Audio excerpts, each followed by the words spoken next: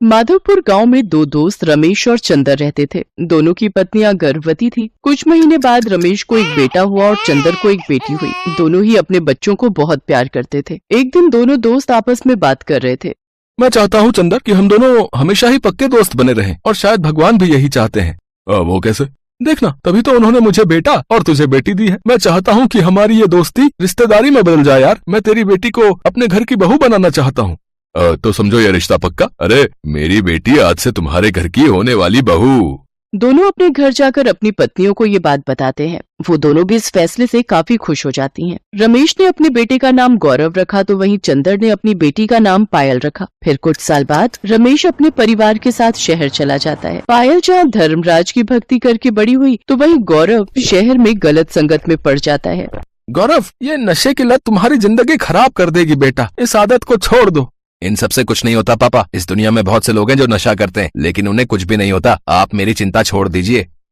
उधर गांव में चंदर बहुत बीमार पड़ जाता है तो रमेश उससे मिलने गांव आया। तुम्हारी हालत तो बहुत खराब है मेरे दोस्त। हाँ, मुझे लगता है अब मैं ज्यादा समय तक जीवित नहीं रह पाऊंगा। रमेश, तुझे अपना वादा याद तो है ना कि हम अपने बच्चों की शादी एक दूसरे से करवाएंगे? हाँ मेरे दोस्त, मैं वादा कैसे भूल सकता हूँ यार। अब मैं निश्चिंत होकर मर सकता हूँ। मेरे दोस्त, मेरी बेटी का ख्याल रखना, वो बहुत अच्छी और संस्कारी है। कुछ दिनों बाद चंदर की मौत हो जाती है। उधर शहर में गौरव की तबीयत भी काफी खराब रहती है। रमेश और उसकी पत्नी सुनीता उसे डॉक्टर के पास ले जाते हैं। अब आपका बेटा कुछ दिनों का ही मेहमान है। इसे जानलेवा बीमारी हो गई है। इसे घर ले जाइए। ये सुनकर दोनों के ऊपर दुखों का पहाड़ टूट पड़ता है। अब मैं अपने मरे हुए दोस्त को किया हुआ वादा कैसे पूरा करूंगा? क्या सोचा था और क्या हो गया? सुनिए, आप जाकर चंदर की पत्नी रमा को सब सच बता दीजिए। हम पायल बेटी की जिंदगी खराब नहीं कर सकते। रमेश गांव जाकर रमा को सारी बात बताता है। तभी पायल कहती है, काका, मेरे पिताजी की बचपन से यही इच्छा थी कि मैं आपकी बहू बनूं। इसीलिए जो मेरे प्रभु धर्मराज की इच्छा, अगर उन्होंने चाहा तो वो मेरे सुहाग को कुछ नहीं होने देंगे। मेरी बच्ची, तुम सचमुच धन्य हो। सदा खुश रहो। कुछ ही दिनों में दोनों की शादी हो जाती है और पायल धर्मराज की भक्ति के साथ साथ गौरव का भी खूब ध्यान रखती है। एक रोज पायल मंदिर से लौट रही थी तो एक बूढ़े आदमी को जोरों की प्यास लगी थी। उस आदमी के चेहरे पर काफी तेज था। पायल ने उसे पानी पिलाया, साथ ही खाने को प्रसाद भी दिया। उस आदमी ने उसे सदा सौभाग्यवती रहने का आशीर्वाद दिया। पायल घर पहुंची तो कुछ देर बाद दरवाजे पर घंटी बजी। उसने दरवाजा खोला तो सामने वही आदमी खड़ा था। तभी वो आदमी धर्मराज के रूप में आ गए। बेटी, मैं तुम्हारी भक्ति से प्रसन्न हूँ, लेकिन आज मैं यहाँ तुम्हारे पति को लेने आया हूँ। उन्हें मेरे साथ चलना होगा। नहीं प्रभु, आप मेरे सुहाग को नहीं उजाड़ सकते। आपने तो मुझे सदा सुहागन रहने का आशीर्वाद दिया है। पुत्री, तुम मेरी भक्त हो और मैंने तुम्हें आशीर्वाद दिया है, इसलिए मैं तुम्हारे पति के प्राण लौटाता हूँ। इतना कहकर धर्मराज अंतर ध्यान हो गए और गौरव एकदम सही सलामत हो गया। अब उसने नशा करना छोड़ दिया और अपने पिता का व्यापार संभालने लगा। अब सभी घर वाले मिलकर धर्मराज की पूजा करने लगे और खुशी खुशी एक साथ रहने लगे।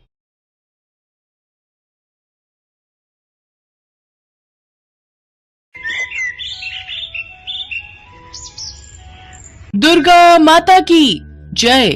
चलो, पूजा संपन्न हुई। अब बताओ कैसी हो तुम दोनों? मैं ठीक हूँ चित्रा, तुम सुनाओ। मैं भी ठीक हूँ बहन। अरे जया, क्या हुआ? किस सोच में डूबी हुई हो? कुछ नहीं, बस मन में प्रार्थना कर रही हूँ कि आज तो कोई क्लाइंट आ जाए। बिजली का बिल भरना है, माँ की दवाइयाँ लानी है। बहुत जिम्मेदारियां हैं मुझ पर और काम धंधा चौपट हुआ पड़ा है। तुम फिक्र मत करो, दुर्गा माता सब ठीक करेंगी। जब मेरे पति की मौत हुई थी तब मुझे भी लगता था कि मैं कैसे सोनू और मोनू को अकेले पाल पाऊंगी, लेकिन मुझे माता रानी ने ही हिम्मत दी। और देखो, आज छोटा मोटा ढाबा चलाकर किसी तरह गुजारा हो ही जाता है। सही बात है, हम भी तो गरीबी की चक्की में पिस रहे थे। माँ की कृपा हुई और देखो, आज मेरे पास सरकारी नौकरी है। ये कहानी माँ दुर्गा की इन 3 भक्तों की है, चित्रा, सुधा और जया। तीनों माता की बहुत बड़ी भक्त थी। कुछ भी हो जाए लेकिन तीनों माँ के मंदिर आना नहीं भूलती थी। माता रानी के मंदिर में ही इन तीनों की मुलाकात हुई और फिर दोस्ती भी हो गई। चित्रा एक छोटा सा ढाबा चलाती थी। वो बहुत ही बढ़िया खाना बनाती थी और अपना ढाबा चलाकर अपने परिवार का पेट पालती थी। सुधा की नौकरी जेल में थी। वो वहां पर प्रहरी का काम करती थी, जबकि जया ने वकालत की पढ़ाई की हुई थी, मगर उसके पास केस ही नहीं आते थे। यही कारण था कि उसकी माली हालत अच्छी नहीं थी। ऐसे में चित्रा और सुधा हमेशा उसे हिम्मत बंधाती थी और कभी कभार उसकी मदद भी कर दिया करती थी। फिर एक दिन जब चित्रा अपने ढाबे पर माँ दुर्गा की पूजा कर रही थी, तभी उसके ढाबे पर काम करने वाला केशव भागा भागा उसके पास आया। दीदी सुनो ना। रुक, पहले ये प्रसाद को और अब बोल। दीदी लगता है माता रानी ने आपकी सुन ली। मतलब? देखो दीदी, वो जो नदी के पास होटल है ना, बड़ा सा। कौन सा? वो रिवर व्यू होटल? हाँ दीदी, वही। उन्हें अपने होटल के लिए एक बढ़िया सा शेफ चाहिए और उसके लिए वो एक प्रतियोगिता करा रहे हैं, जिसे जीतने वाले को वो अपने होटल में शेफ का काम देंगे और अच्छी पगार भी। अरे वाह केशव, क्या खबर लाया रे। मैं दिन रात एक कर दूंगी, लेकिन वो प्रतियोगिता जीत कर दिखाऊंगी। बस माता रानी का आशीर्वाद बना रहे। चित्रा अपने स्वादिष्ट खाने के लिए पूरे मोहल्ले में मशहूर थी। सभी लोग उसके हाथ के स्वाद के कायल थे, सिवाय उसकी पड़ोसन दिव्या के। वो हमेशा ही उससे चिढ़ती थी। होटल की प्रतियोगिता वाली बात जब दिव्या को पता चली तो उसने सोचा, चित्रा की बच्ची, चाहे कुछ भी हो जाए, तुझे तो मैं जीतने नहीं दूंगी। जीतना तो दूर, मेरे रहते तो उस प्रतियोगिता में हिस्सा ही नहीं ले पाएगी। एक तरफ दिव्या चित्रा के खिलाफ जाल बुन रही थी, तो दूसरी तरफ सारा दिन बीत जाने पर भी जया के पास कोई केस नहीं आया। उसने मायूस होकर अपना केबिन बंद किया और मन में सोचने लगी, आज भी कोई केस नहीं आया। केबिन का किराया भी देना है, माँ की दवाइयाँ भी ले जानी है। उफ, कैसे हो पाएगा सब कुछ? हे माँ, कोई तो रास्ता दिखाओ मुझे। जया पैसों की किल्लत से जूझ रही थी, तो वहीं जेल में सुधा भी परेशान थी। नाइट ड्यूटी खत्म करने के बाद सुबह के वक्त वो जेलर के आने का इंतजार कर रही थी। फिर कुछ ही देर बाद, जय हिंद सर। जय हिंद। हाँ कहो। सर, मैं प्रहरी सुधा हूँ। बैरक नंबर 3 और 4 में मेरी ड्यूटी है। हाँ तो? सर, वो नवरात्रि आ रही है तो छुट्टी चाहिए थी। क्यों? छुट्टी लेकर क्या करोगी? सर, वो माँ की चौकी सजानी है और। देखो, इन सब कामों के लिए छुट्टी नहीं मिलेगी। अच्छा तो सर, बस नवमी के ही दिन की छुट्टी दे दीजिए। जाओ यहाँ से, कहा ना छुट्टी नहीं मिलेगी। जी सर। जय हिंद। सुधा अपना सा मुंह लेकर जेलर के कमरे से बाहर निकल आई। जया और सुधा जहाँ दुखी और परेशान थे, तो वहीं चित्रा कुकिंग कंपटीशन को लेकर उत्साहित थी। लेकिन वो नहीं जानती थी कि उस पर दुखों का पहाड़ टूटने वाला था। नवरात्रि के ठीक एक दिन पहले जब चित्रा पूजा पाठ के लिए अपने घर की सफाई कर रही थी, तभी उसके घर के सामने पुलिस की गाड़ी आकर रुकी। हाँ जी कहिए। तुम्हारा नाम चित्रा है? हाँ जी, पर हुआ क्या है? अरे हमें तुम्हारे घर की तलाशी लेनी है। इतना कहकर इंस्पेक्टर ने चित्रा को धक्का दिया और 2-3 पुलिस वाले चित्रा के घर में रखे सामान को उलट पलट कर देखने लगे। और फिर, ये नशीली दवाइयों की पेटी कहाँ से ली तुमने और कहाँ बेचती थी ये सब नशे का सामान? मैं इस बारे में कुछ नहीं जानती इंस्पेक्टर साहब। इस पेटी में क्या है और ये मेरे घर में कैसे आई, मुझे कुछ नहीं पता। मैं तो पूरी ईमानदारी से अपना छोटा सा ढाबा चलाती हूँ साहब। अच्छा तो ठीक है, फिर अब जेल में अपने जैसे कैदियों के लिए खाना बनाना। पुलिस चित्रा को पकड़ कर ले गई। उधर अपने घर के दरवाजे पर खड़ी चित्रा की पड़ोसन दिव्या मुस्कुराने लगी। असल में ये उसी की चाल थी। दिव्या का पति मेडिकल स्टोर पर काम करता था और चित्रा के घर में वो नशीली दवाइयों की पेटी दिव्या ने ही रखी थी, ताकि चित्रा प्रतियोगिता में हिस्सा न ले पाए। फिर उसी रात जेल में। चित्रा, तुम यहाँ कैसे? क्या बताओ बहन, मेरी तो किस्मत ही फूट गई। चित्रा ने रोते रोते सुधा को सारी बात बता दी। चित्रा के साथ जो हुआ उसे सुनकर सुधा की आंख में भी आंसू आ गए। तब चित्रा ने कहा, सुधा, मेरे बच्चों को केशव के घर छोड़ देना बहन, मेरे पीछे वो उनकी देखभाल करेगा। एक माँ को अपने बच्चों की कितनी फिक्र होती है ना, पर माता रानी पता नहीं मेरी परीक्षा क्यों ले रही है। क्या हुआ? हमारा जेलर बहुत खड़ूस है। मैंने उससे नवमी की छुट्टी मांगी तो उसने साफ मना कर दिया। कभी ऐसा नहीं हुआ कि अष्टमी या नवमी पर मैंने कन्या पूजन नहीं किया हो, लेकिन इस बार। चिंता मत करो सुधा, देखना माता रानी सब ठीक करेंगी।